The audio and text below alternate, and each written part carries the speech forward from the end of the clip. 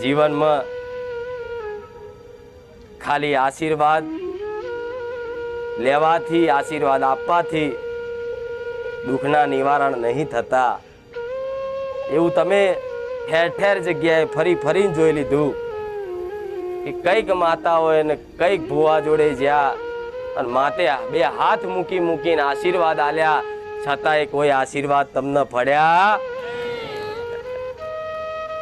એટલે વાત તો 100% છે, ખાલી આશીર્વાદથી દુઃખ મટતા.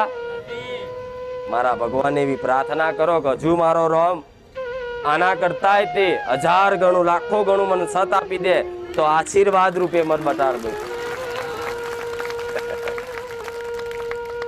પણ મારા આશીર્વાદથી ભલે તમારા દુઃખ ના મટે, પણ મારા આશીર્વાદથી તમારી અંદર હારી સદબુદ્ધિ 100% આવશે.